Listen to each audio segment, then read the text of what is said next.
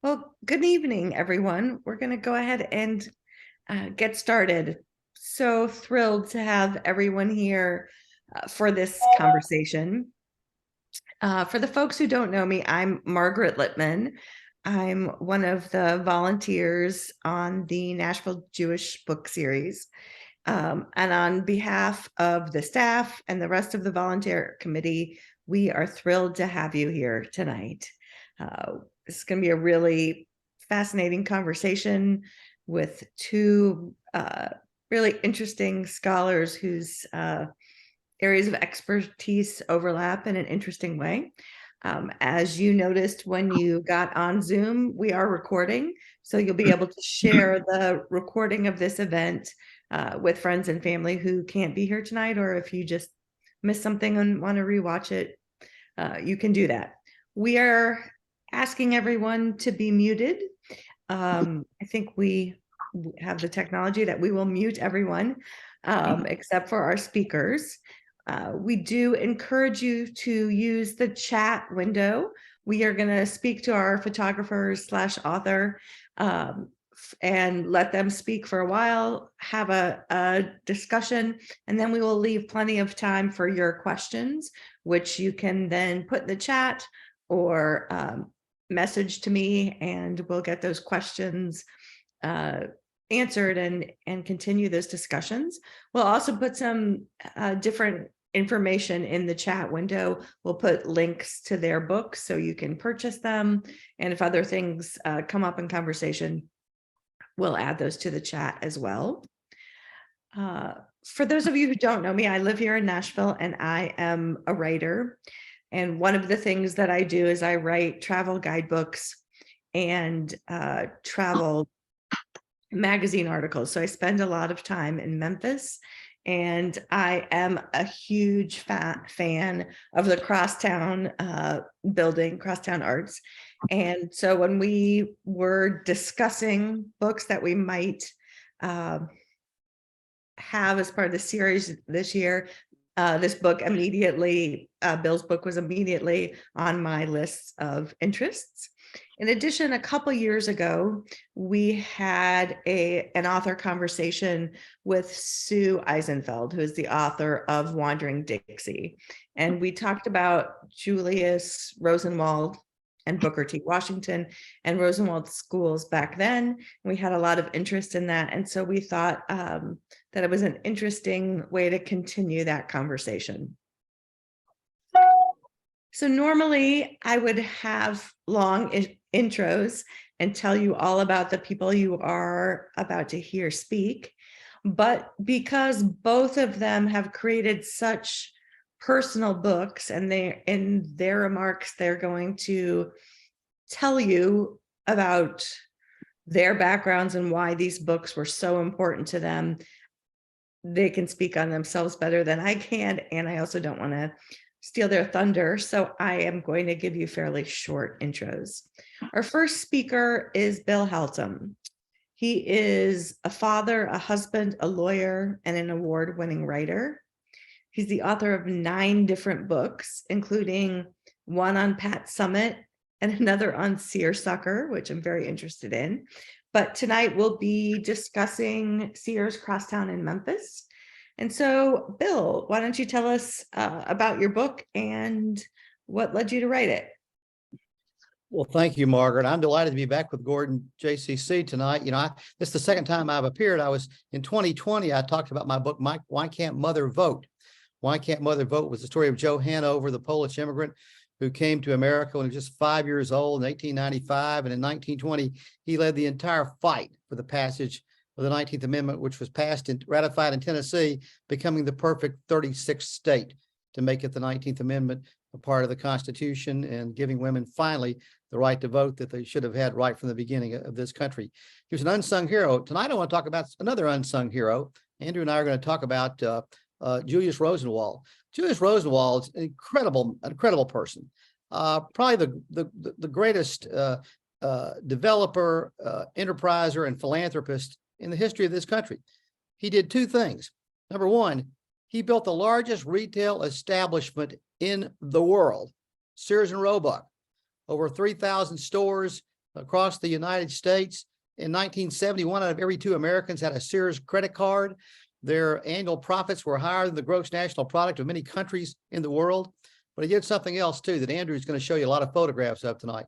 Not only built Sears, he built over almost 5,000 schools in the United States, to the southeastern United States, particularly for African-American school children who, because of segregation, were not getting a good quality education. And Andrew's going to talk more about what developed from that, from the friendship of Julius Rosenwald and Booker T. Washington, and what developed there. Some of the graduates of these great schools, there are over 300 of these schools in the state of Tennessee, as a matter of fact. And the great Congressman John Lewis, Maya Angelou, these were graduates of the Rosenwald schools. Incredible. My book really is about a building. My book, Sears, Crosstown, and Memphis, is about a building that Julius Rosenwald built in Memphis in 1927. It was the distribution center in the southeast United States for the Sears catalog, which was popularly known as the Wish Book. The Wish Book was almost the original Amazon.com, because 3 million people got the Wish Book regularly, and they could order products, everything from appliances, household appliances, to furniture, to even cars, and yes, houses. You could order a prefabricated house from Sears and Roebuck, then all the parts would come in a railroad car and arrive for you. It's incredible. Between 1908 and 1940, 75,000 Sears homes were built in the United States, all ordered from that catalog. Julius Rosenwald was the man the visionary for all of this. Richard Sears had opened up Sears. He was a railway operator, a station operator, agent operator in Minnesota. One time in the 1880s, 12 watches were delivered to his railway station and were unclaimed, and Richard Sears got permission to sell those 12 watches, and from that he built Sears and Roebuck. He built the biggest retail company in the world. But Julius Rosenwald came around at the early part of the 20th century and really made it what it became. It's an incredible story about this man and what he did, and the vision that he had. He actually he was such an important figure both in business and education for African Americans throughout the South. You see, before the Sears catalog, the Wish Book, as it was called, before the Sears catalog, African American folks in the South had the only place they could shop if they were in the rural South was the country store, and the country store was often owned by the man they were sharecropping for. And guess what? He wouldn't give any credit. And all of a sudden, because of the Sears and Roebuck catalog, African Americans throughout the South could buy products, order products from Sears and Roebuck, had credit from Sears and Roebuck, and their kids could attend those schools. Not only did Rosenwald build schools there, he built homes for teachers. He built shops and homes for teachers. Just a remarkable story. As I write about in the book too, Rosenwald actually had an impact on blues music in the United States of America. You know why? Because in the early 20th century, from the Sears and Roebuck catalog, from that Wish Book, you could order a banjo, you could order a guitar for $2.50. And there's actually compelling arguments from blues historians that a lot of the blues musicians in the South in the early 20th century got their start because they were playing those guitars they had ordered from Sears and Roebuck. Seriously, this is incredible. This wasn't just a man who was a retail genius, not just a man who built the biggest retail establishment in the world, but a man who created schools, created opportunities, who created enterprise. Incredible. Now, I will say this, and I'm going to turn it over to Andrew to show his beautiful photographs and talk about his book. But my book is about a building that he built in 1927 in Memphis. You can go there now. Sears Crosstown. It's now called Crosstown Concourse. He built it in 1927 to be the distribution center for the Wish Book catalog in the southeastern United States. From 1927 through the 1970s, thousands of orders were processed there every day by literally hundreds of workers. It was incredible. And then, of course, we all know what happened to Sears with the rise of Walmart and other institutions, retail institutions in the 70s and 80s. Sears went downhill dramatically. In the early 80s, Sears Crosstown in Memphis, this beautiful building, was shuttered. It was locked up, literally closed and locked up, and stayed empty until 2017. And in 2017, a couple of fabulous developers in Memphis actually reopened it as Crosstown Concourse. You can visit it today. It is an art center. It's a health center. It's an education center. St. Jude Children's Research Hospital has homes there, actually apartments there, for parents of children who are being treated at St. Jude, often for many months at a time, and they can stay there. It has restaurants, has entertainments. It's an incredible place, an incredible place. And it was the Wish building, as I like to call it, the book, just like the catalog was the Wish book. This was indeed the Wish building. It was the Wish building when it was established in 1927. It is the Wish building today because it's been resurrected at this incredible vertical urban village with healthcare, entertainment, the arts. There's a school there. There's a music program, a music academy there. It's an incredible place. If you ever get a chance to go down to visit, please go. I suggest you go to the National Civil Rights Museum, which recently had an exhibit that Andrew will talk about, his exhibit that's coming to the Tennessee State Museum soon. I suggest you go there, and I suggest you go to Crosstown Concourse. You may want to go over to Soulsville and Stax Records as well, and maybe even Graceland. Fabulous places. But this is a place that Rosenwald built. He built this place for enterprise, but also it was a place where I say dreams come true. You could order dreams from the Sears and Roebuck catalog, and they would deliver them. And today, in a different kind of sense, as I write about in the book, dreams are still being delivered from Crosstown Concourse. So that's my remarks really about why I wrote this book, to tell the story. And I'll be happy to turn it over now to Andrew. Oh, thanks, Bill. Margaret. I appreciate that. We're looking forward to hearing more. I always joke that it's still the Wish building to me because I kind of wish I could live in that building. It seems like a little bit of a utopian society. So thank you. So Andrew is a photographer and an author and a fifth generation Georgian. Having grown up Jewish in Savannah, he's been shaped by the rich complexities of the American South. And he is going to talk to us tonight about his book, A Better Life for Their Children, Julius Rosenwald, Booker T. Washington, and the 4,978 schools that changed America. And I will say, before we let Andrew start, if you are listening, but you don't have your screen on, you want to remedy that because he's going to share some photographs with us as well. So welcome, Andrew. Great. Thanks, Margaret. Thanks, Bill. I'm going to share my screen here. There we go. So I'm going to start with a simple premise. What becomes known as Rosenwald schools is one of the most transformative developments in the first half of the 20th century in America. It dramatically reshapes the United States. It dramatically transforms the African-American experience, but it remains hidden history, and its scope and sweep is largely unknown.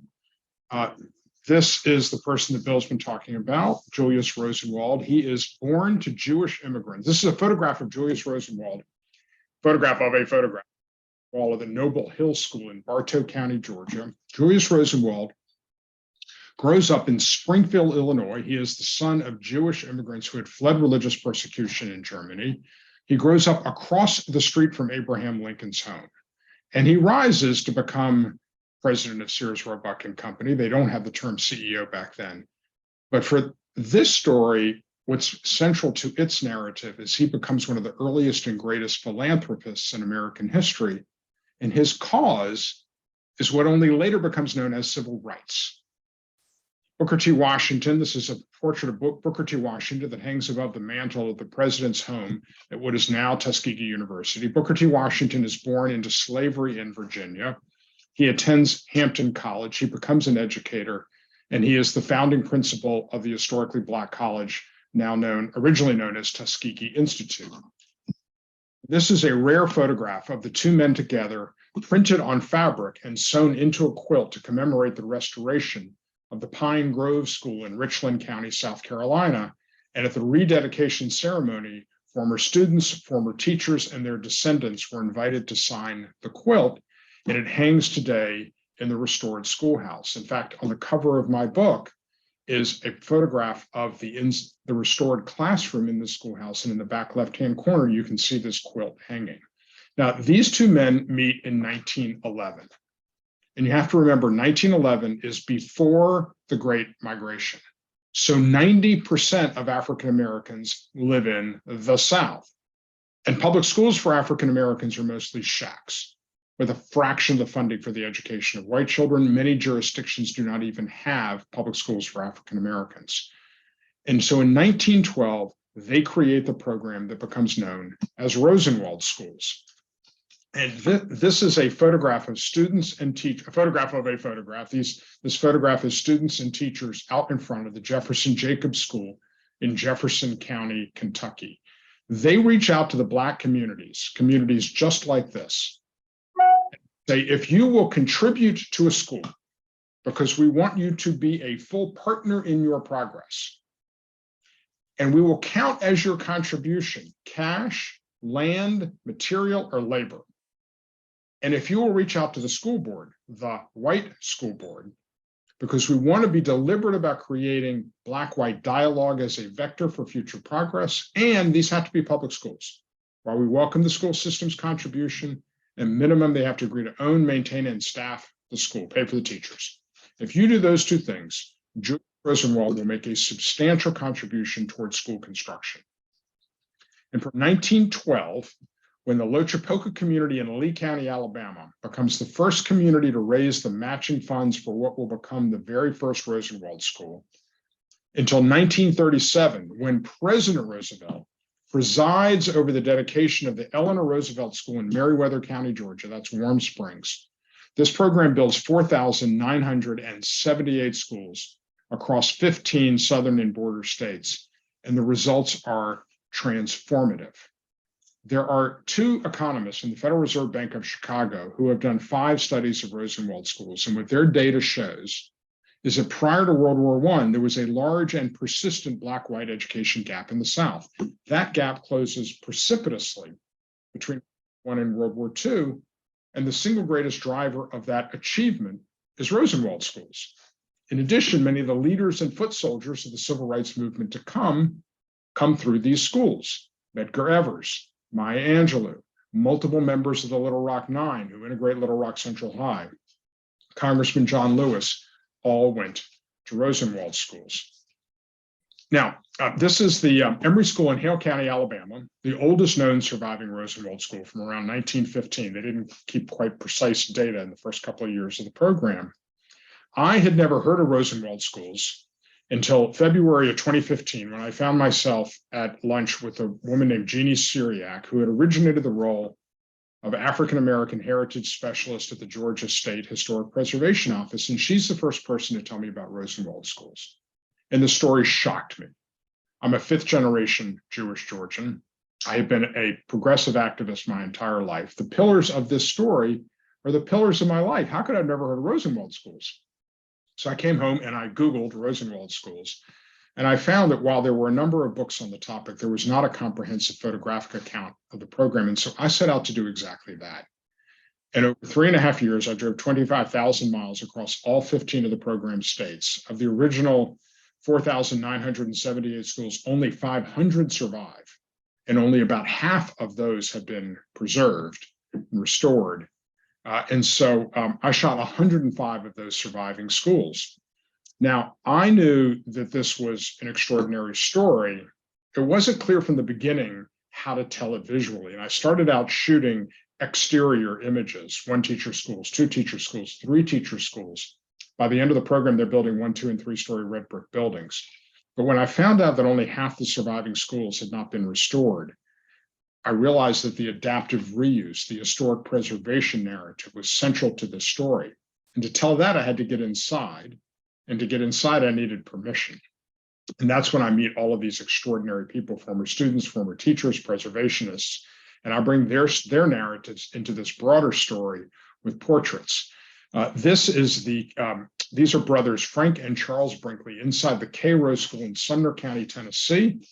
That portrait of Julius Rosenwald that hangs above the doorway has hung in this spot since the schoolhouse opened in 1923. Frank and Charles Brinkley went to this school. They went to college. They went to graduate school, and they both became educators. Frank became a high school math and science teacher. Charles became a middle school principal. They had 4 sisters, all of whom went to this school and all of whom went to college. These 6 siblings have 10 children. All 10 children went to college. That legacy may not have happened if it were not for this schoolhouse. Now, let me just pause and say there is an exhibition of this work that's been traveling the country. It originated here in Atlanta at the National Center for Civil and Human Rights.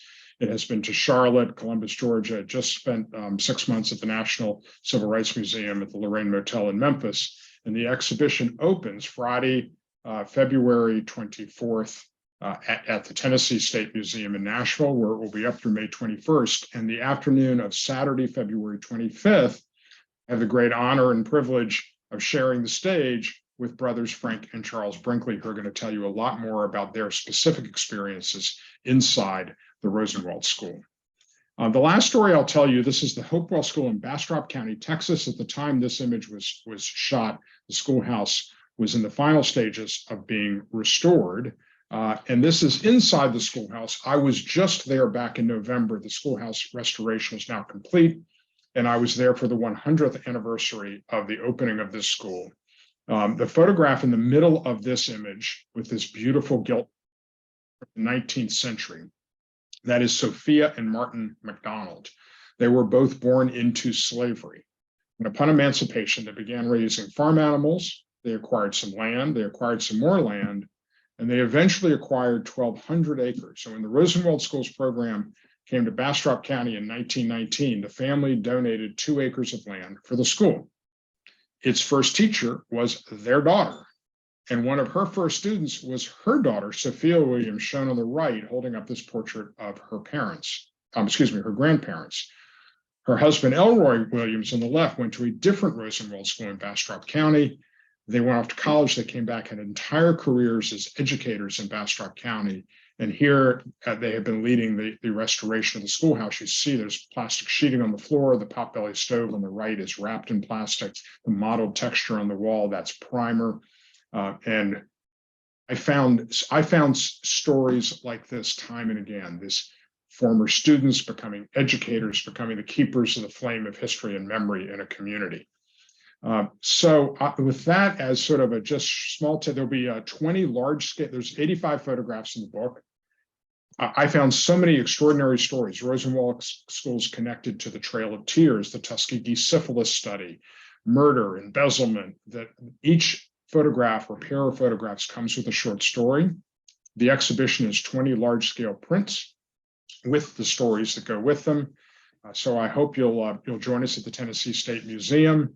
And I hope you'll enjoy both the photographs and the stories in the book.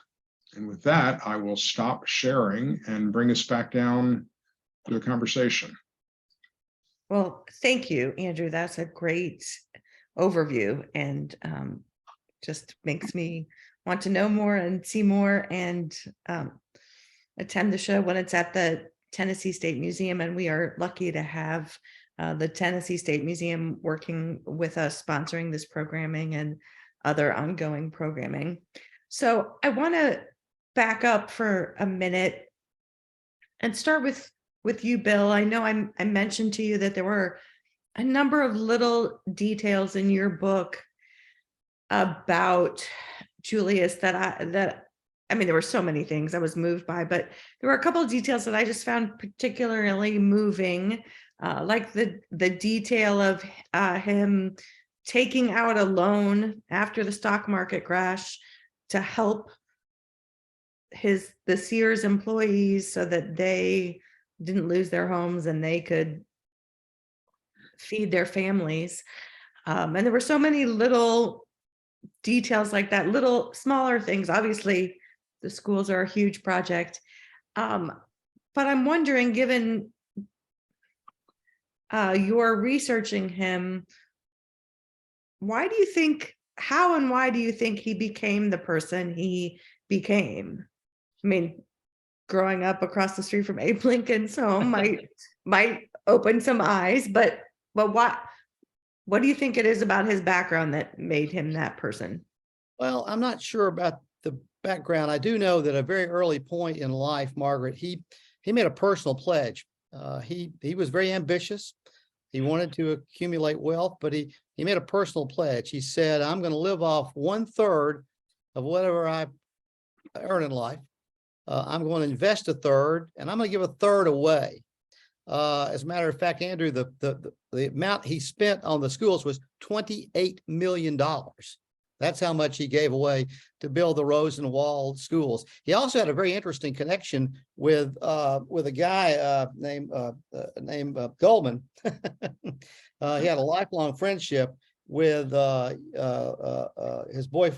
his friend who developed Goldman Sachs, and Henry Goldman. And one of the reasons he built a fortune was he came in to try to salvage Sears. Sears was developed by Richard Sears and Curtis Roebuck, but they created a monster. They were getting 100,000 orders a day from the catalog, and they couldn't process them.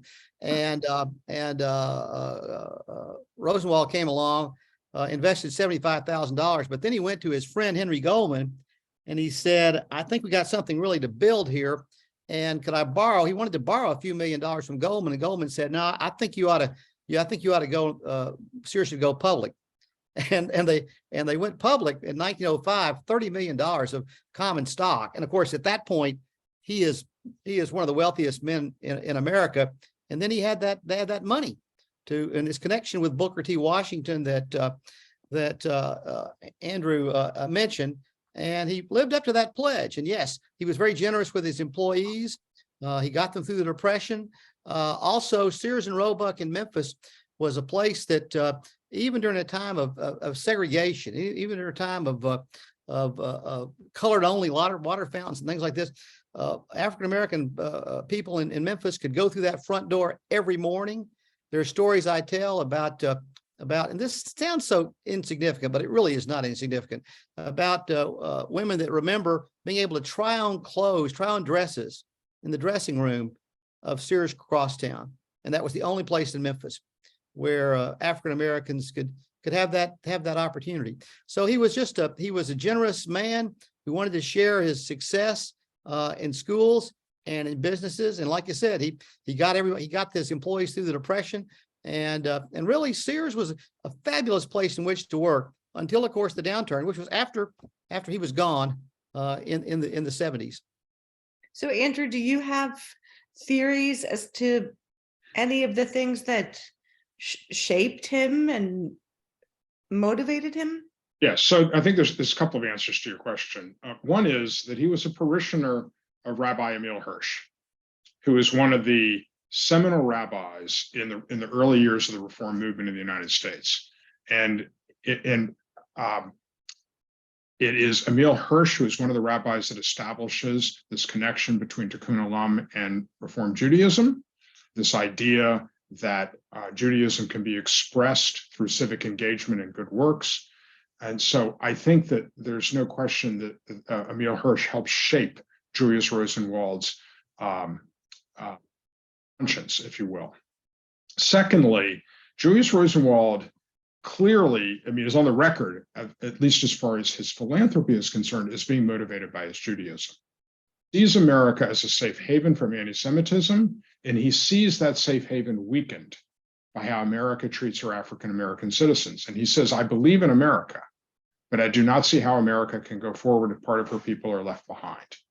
And so his commitment to the uplift of African Americans, and uplift is his word, his commitment to the uplift of African Americans is directly rooted in his understanding of Judaism, the fact that his parents had escaped religious persecution and found safe haven in America. Thank you. So that the word uplift leads me to another question. We're very cognizant when we're talking about, say, Holocaust stories and Holocaust history, not to only tell the stories of Gentile saviors, and to talk about the roles that Jews played in resistance. And I'm wondering, as we're all white people sitting here talking about this, if you can talk a little bit about how Julius worked with the Black community, have buy-in from the Black community, rather than coming in as a white savior to these communities. Yeah. So let me just say two things. I want to give you two very different but important answers to your question. Okay. The relationship between Julius Rosenwald and Booker T. Washington, which is both a collaboration and a deep friendship. That is one of the earliest collaborations between Blacks and Jews in the cause of civil rights. And there is a direct connection between this relationship, this collaboration, this friendship between Julius Rosenwald, Booker T. Washington, Rabbi Abraham Joshua Heschel with his white beard flowing, marching in the front lines of Dr. King, and who famously says, when he marched with Dr. King, it felt like his feet were praying. And what happened in Georgia in late 2020 and early 2021, when filmmaker John Ossoff and Reverend Raphael Warnock crisscrossed the state of Georgia together for 2 months in a runoff, developing not just a political relationship and a political friendship, but a deep personal friendship. Georgia sends its first Jewish senator and its first Jewish American, its first African American to the United States Senate. This is not a partisan statement, but the relationship between Julius Rosenwald, the relationship between John Ossoff and Raphael Warnock stands on the shoulders of the late Julius Rosenwald and Booker T. Washington. The second thing, which is more directly related to your question, is to remember the design of this program. They were very, very deliberate that the African American community needed to be partners in their own progress. This idea of self-help was foundational to Julius Rosenwald and to Booker T. Washington. Prior to ever meeting Booker T. Washington, the leaders of the YMCA in Chicago come to Julius Rosenwald, and this is in 1910, a year before he's met Booker T. Washington. The leaders of the YMCA in Chicago come to him and ask him if he will contribute to a African-American YMCA. And YMCA back then cost about $100,000 to build. And Julius Rosenwald, who points out to his guests that the C is not J, it is not Christian, he is Jewish, but he says, I will contribute, he shocks his guests with two statements. I will contribute $25,000 to a YMCA for African Americans if the rest of the community, Black and white, will contribute the other $75,000. And I will do that for any major city in America.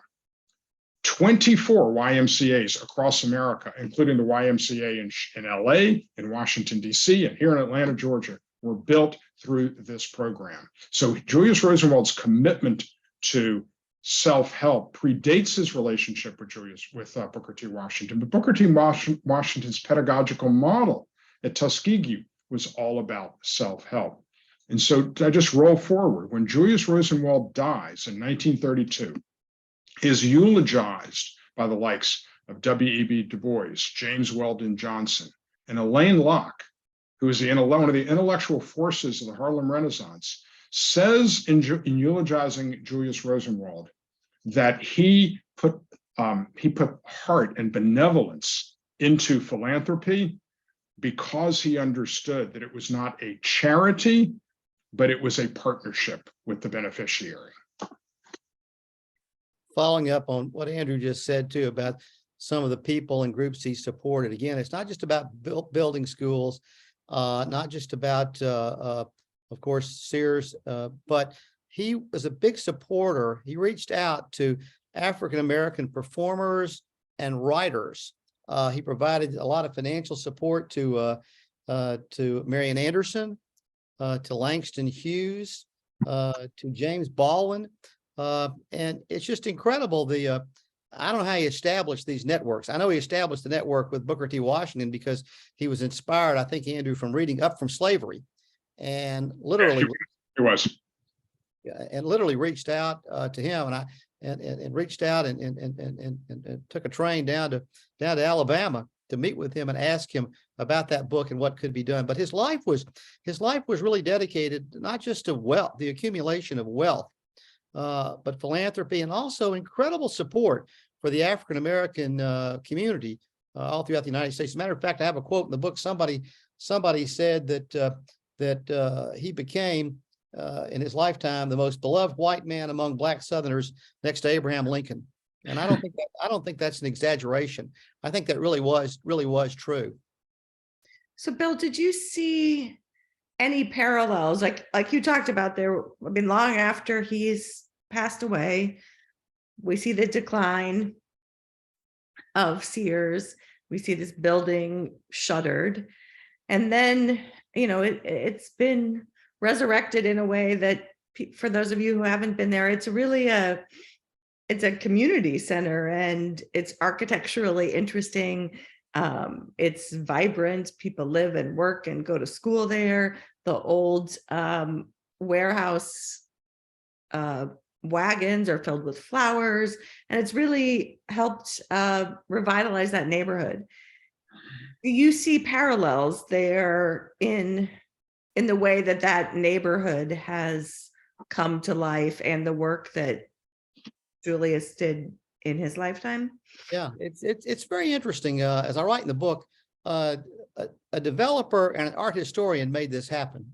A developer named Staley Cates in Memphis, and an art historian named Todd Richardson, and they came together in the early part, about around 2010, to take a building which everyone in Memphis was saying, all the developers said, just level it, you can't do anything. There's no way you can do anything with it.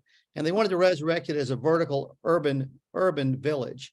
And really, you're right. It's the same kind of concept, the Wish building originally, and what Rosenwald envisioned for that, which was more than just business, more than just enterprise, but a place where people could come together. The Wish book, I originally wanted to call my book the Wish Building.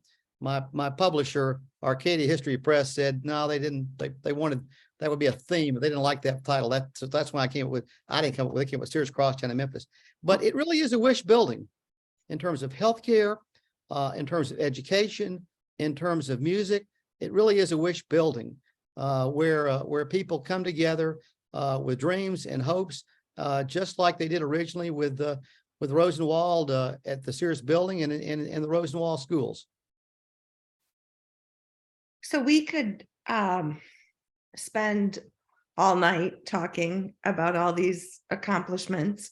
I'm wondering, I'd like to hear from both of you about why you think that someone with all these accomplishments isn't a household name like other philanthropists. I mean, Andrew, you said you weren't familiar with the schools until 2015. Why is that? Why aren't we taught this in schools? Why don't we think of him like we think of a Rockefeller? Yeah, so there's two answers to that. One is Rosenwald schools were built with the participation of the local community, but these schools were in use for generations. Many of these schools were built 1912 to 19. Most of the schools were built 1912 to 1932. There's one final school built in 1937. Many of these schools are in service up until Brown v. Board, but the response to Brown v. Board varied not just by state, but by local school jurisdictions. Many of these schools were in service into the 1960s and even early 1970s.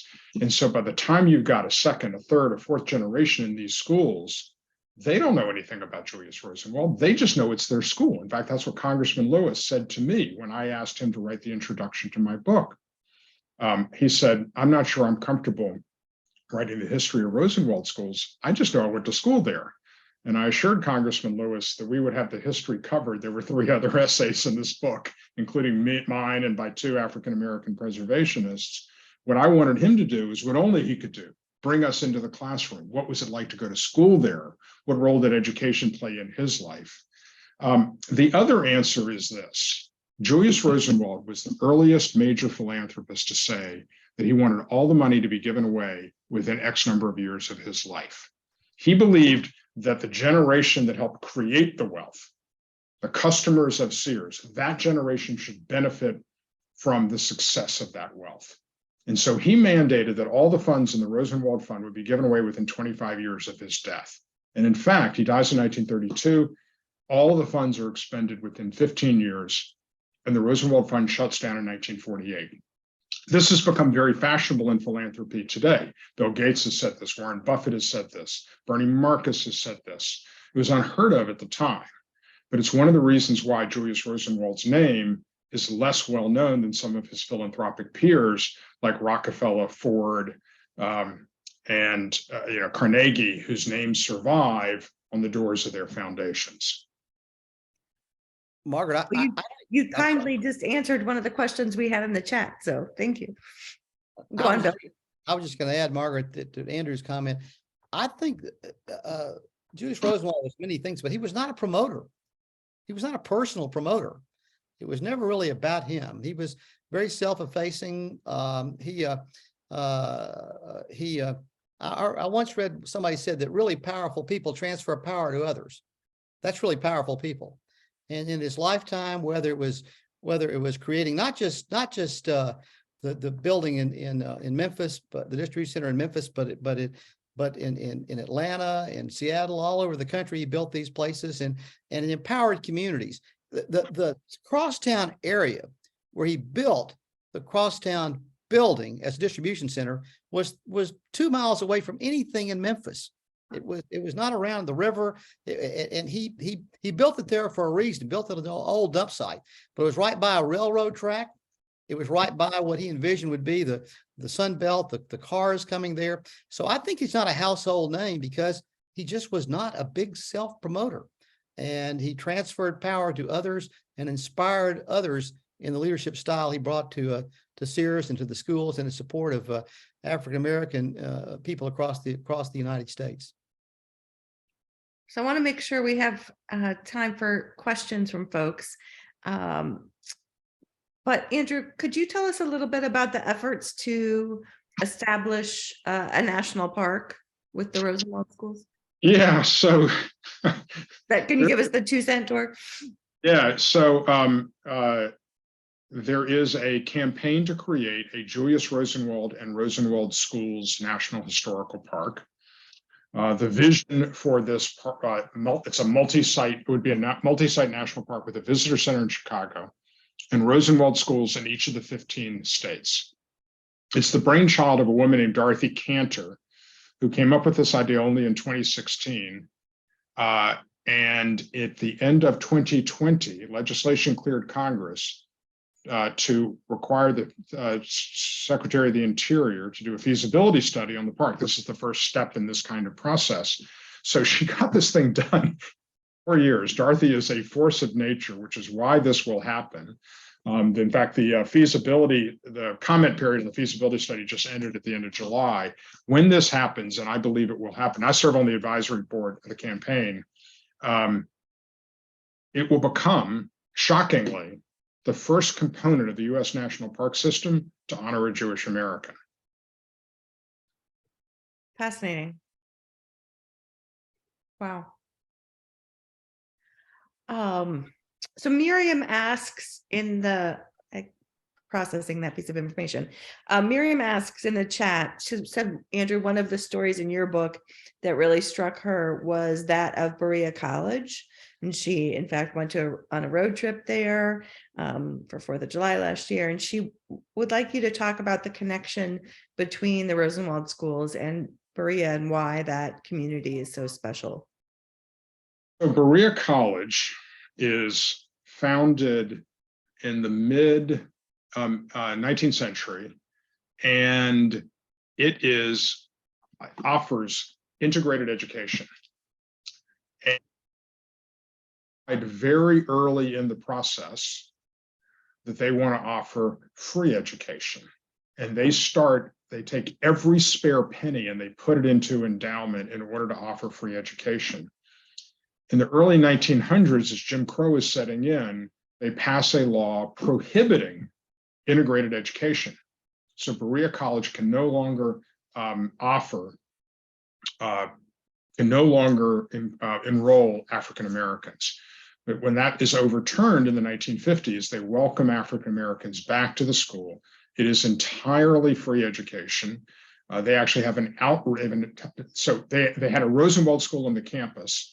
As part of the school's commitment to education of African Americans, they basically donated the land and made they basically, it's kind of a company town. So they are the utility providers. They provided all the water services and all the electricity services to the schoolhouse. That schoolhouse has been restored, and it is now the offices of the outreach offices, which is this whole recruitment arm of Berea College, where they go up into the Appalachian Mountains and encourage students who aren't necessarily thinking about coming to college to come to college. Now, the other connection is that Berea College is founded by the grandfather of Edwin Embry. Edwin Embry is on the board of the Rockefeller Foundation. Julius Rosenwald serves on the board of, works for the Rockefeller Foundation. Julius Rosenwald is on the board of the Rockefeller Foundation. And in 1927, when he decides he has to professionalize this foundation as he's getting older, he hires Edwin Embry, the grandson of the founder of Berea College, to become the head of the Rosenwald Fund. And Edwin Embry runs the Rosenwald Fund from 1928 until the end of the fund in 1948. Including, he is the brainchild behind the Rosenwald Fellowships, which Bill referenced earlier, where the Rosenwald Fund gives fellowships to predominantly African-American intellectuals and creatives. It's the largest source of philanthropic support of African-American intellectuals and creatives in the 20th century. It's a who's who of African-American culture at that period of time.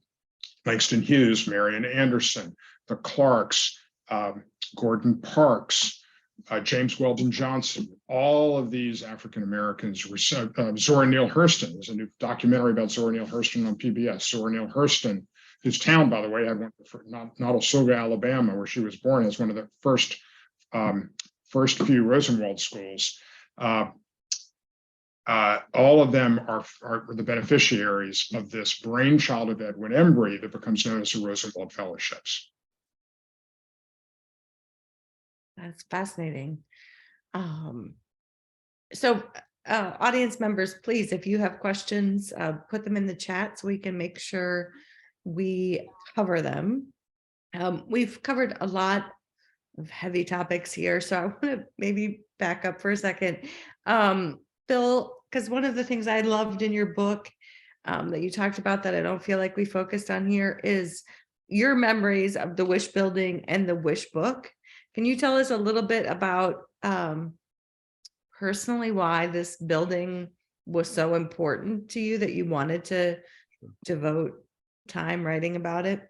I appreciate that. I live about 2 miles from Crosstown, the Crosstown building. I kind of grew up with the building. It was when I was a kid growing up in the 50s and 60s in Memphis. Sears is where we shopped. We shopped for everything there. We could buy anything there. We could buy pets there. They had a pet store there. It was to me, I knew the holidays were coming when the Sears and Roebuck Christmas catalog arrived in November.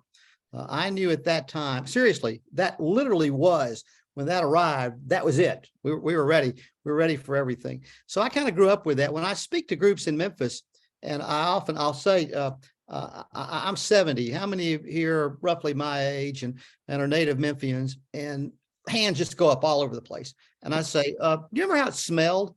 They all remember the smell of candy, the smell of caramel and chocolate. There was a huge candy center in the middle of the lobby there. And people just remember that. So people of my generation have a great fondness of that place. It was just a very important part of our lives. And now it's returned that way. It really has. My wife was one of the first, her Step Ahead Foundation, one of the first tenants of Crosstown Concourse, where she provides family planning, free birth control, scholarships for young women in Memphis and across the state of Tennessee. And she's there. It's just incredible what the places that have been built there and the enterprise there. But thank you. I appreciate you asking that question about my personal connection to it, because that building is a very special one to me, and a lot of good memories connected with that building. Of course, and I lived the years when it was closed, and I drove past it on my way to work every day for years. So I remember when the Sears lights, the red lights on top of it went out, and I was just stunned by that. But I was thrilled when they brought it back. Are there any ways to access information about Julius Rosenwald in the building? Is there any historical information or exhibits or anything like that in the complex? Unfortunately, there are not exhibits there. I need to sell more books there, Andrew. There, but and you're right. There should be more of that. You can tour it and see all the photographs of the construction of the building. You can see the building over the years. But as far as the attention on Julius himself, it's you don't see much of that there. Unfortunately, I need to work on that. It seems like just another way for people to access the information. And Arlene says that she lived 3 blocks from the Sears building and hasn't read the book yet, but is really exciting to see the vibrancy of the building. And I'll bet Arlene remembers the way it smelled. Arlene, if you do, put that in the chat, please. I'm curious. I mean, it smells pretty good now. There's ice cream in there, and probably doesn't smell the same way, but it smells pretty good. Again, folks, if you have questions, put them in the chat. So Andrew, are there ways that folks can, or Arlene says yes, she can remember the smell. Once the national park project is completed, will that then enable people to go inside most or all of the existing schools? I mean, here you can go and, I've been out to Gallatin and seen Cairo, but I'm wondering how people can, I guess, access this information in addition to your exhibits and to both of your books. Yeah, so some of the the Rosenwald schools were mostly very small. 1 teacher schools, 2 teacher schools, 3 teacher schools. As I mentioned, by the end of the program, they're building 1, 2, and 3-story red brick buildings, but the vast majority of the schools were small. And the reason for that was that the African-American community was not afforded school buses. So they had to walk to school. So they had to serve a tighter geographic area. As a result, they outgrew their uses for educational uses long ago. And therefore, to be preserved, they have to have been adaptively reused. So some of them have been turned into community centers. Some of them are small museums. Some of them are synthesis of those two. Some of them are church halls because they were often built near churches because the church took the lead in either donating the land or raising the community funds.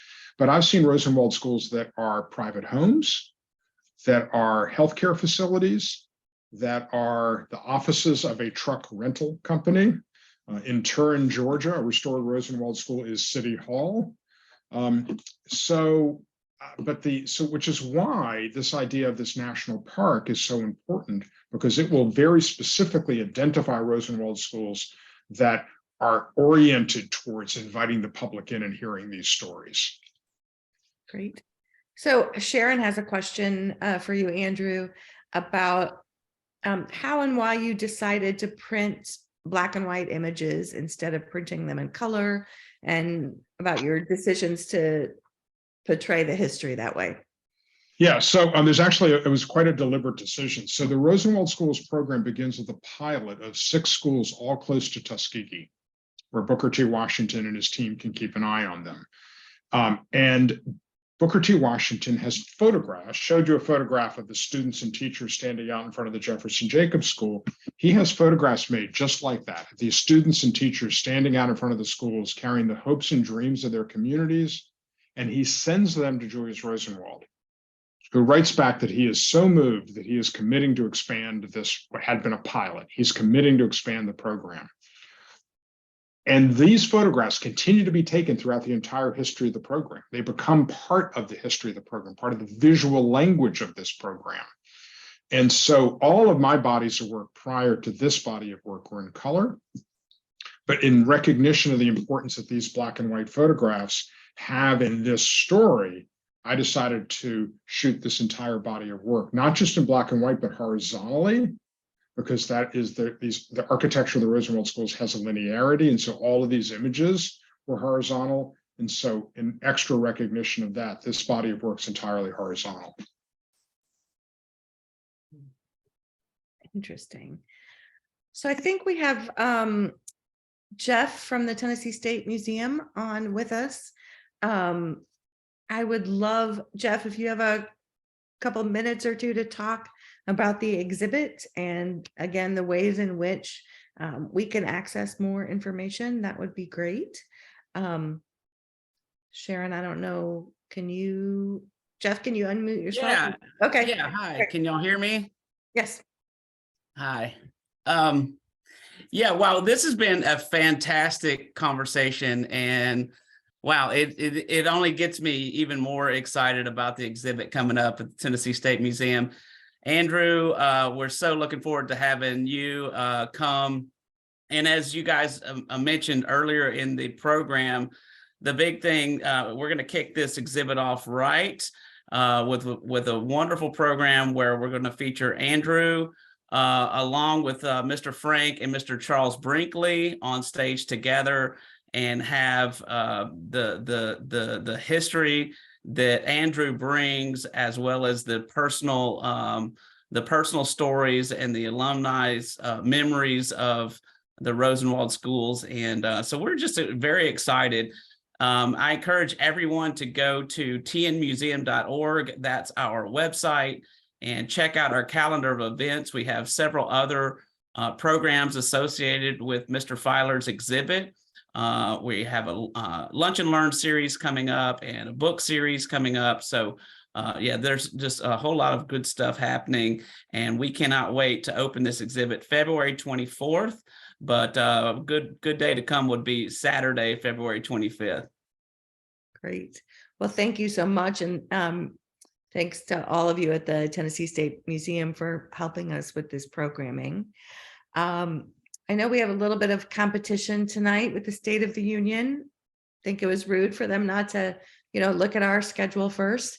But so I want to be cognizant of that and make sure folks who want to listen have the opportunity to do that. So if there are any last questions, please put them in the chat. Otherwise, we're going to say thank you to our speakers. In the chat, you also have a link to buy both of the books at bookshop.org. You can also buy them from local bookshops in town, and we do encourage folks to support the bookstores that support our works.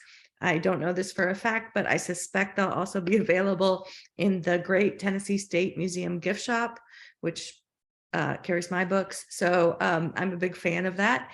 And links to the events at the State Museum. And then I would be remiss while I have your attention if I don't talk about our other programming. We have a number of great events scheduled for the rest of our season, including 2 more conversations in the month of February. We have Marjorie Margolis, who will be talking about her book, And How Are the Children? That's an in-person event. We also have an in-person event with Rena Raphael on her book, The Gospel of Wellness, which is an interesting perspective on the promise of self-care and the way self-care is marketed. And Sharon is putting links to both of those events in the chat. You can also always go to the NashvilleJCC.org website and find those. So those are 2 in-person events in February. And then we have a number of in-person and virtual events from now until May. I'm not going to read those all to you, but again, they're on our social media, they're on our website, and we very much hope that you will come, be part of the conversations, be part of the discussions. We really, as a committee, we really worked hard to choose books that we thought would bring thoughtful conversation. And so I'm very grateful to Bill and Andrew for their scholarship and bringing these topics to our awareness, and so that our